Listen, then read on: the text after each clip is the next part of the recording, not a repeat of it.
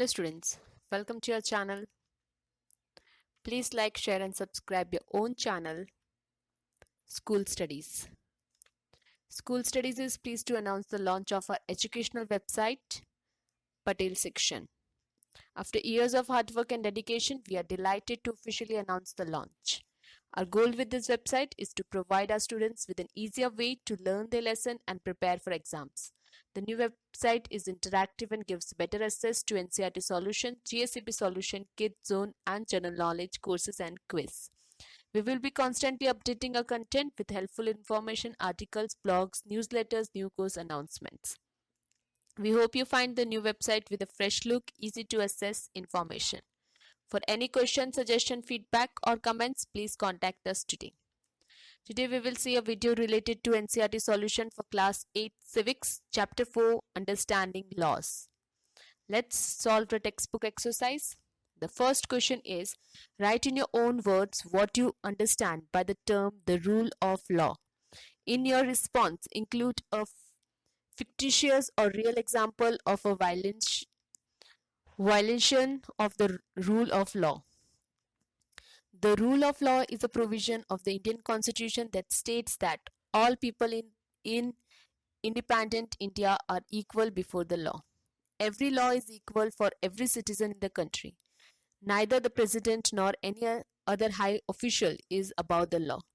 The punishment for any crime committed will be the same for every person, irrespective of post or power.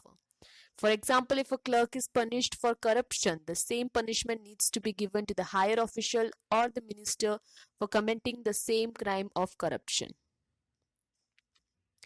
Second question, state two reasons why historians refute the claim that the British introduced the rule of law in India.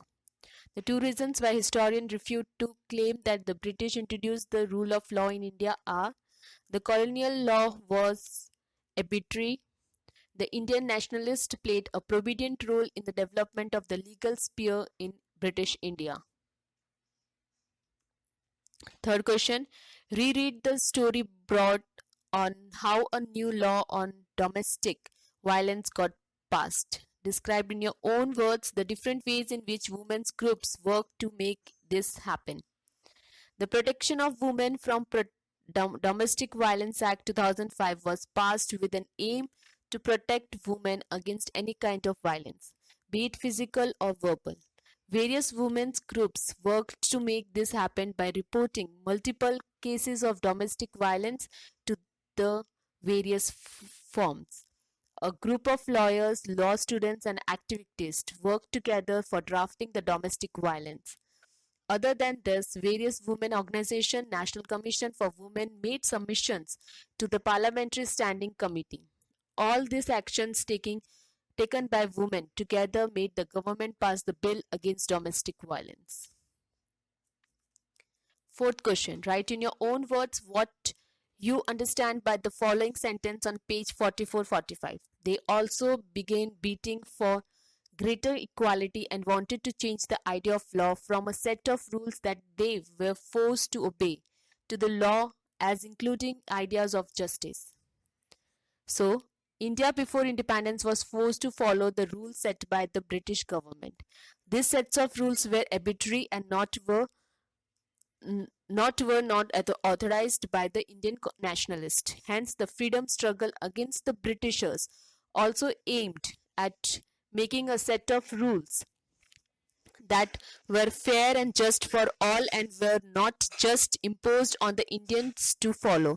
The Indian nationalists began to fight for their free rights and wanted a set of rules that were equal for all. So this was my video. I hope you liked my video. Thanks for watching my video. Thank you. Please leave comment, question or doubts in comment section if you have any.